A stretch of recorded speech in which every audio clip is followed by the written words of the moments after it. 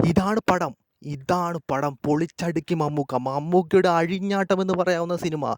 മികച്ച സ്ക്രിപ്റ്റ്, മികച്ച മേക്കിംഗ്, അഭിനയ മുഹൂർത്തങ്ങളെല്ലാം കൊണ്ട് ഒരു മാസ് ആക്ഷൻ കോമഡി ചിത്രം. പൊളിച്ചടുക്കിയിരിക്കുന്നു. മമ്മൂക്കയുടെ ആദ്യത്തെ 100 കോടി ലോഡിംഗ് ആണ്. ബ്ലോക്ക് ബസ്റ്റർ റിപ്പോർട്ടാണ് വരുന്നത്. കിടിലം പടം. എനിക്ക് പേഴ്സണലി വളരെയധികം ഇഷ്ടപ്പെട്ടു പടം. നന്നായിട്ടുണ്ട്, നല്ല രീതിയിൽ. കാരണം നല്ലൊരു തിയേറ്റർ എക്സ്പീരിയൻസ് തന്നെയാണ്. ക്യാമറ വർക്കായാലും എഡിറ്റിംഗ് ആയാലും ക്ലാസിക്കലായി എടുത്തു വെച്ചിട്ടുണ്ട്. പൊളിച്ചടുക്കിയ പടമാണ്. മമ്മൂക്കയുടെ ഫൈറ്റ് സീൻസൊക്കെ ഉണ്ട്. സെക്കൻഡ് ഹാഫൊക്കെ എൻഗേജിങ് ആണ്, ത്രില്ലിംഗ് ആണ്. സെക്കൻഡ് ഹാഫൊക്കെ പൊളിച്ചടുക്കി വിട്ടിട്ടുണ്ട്.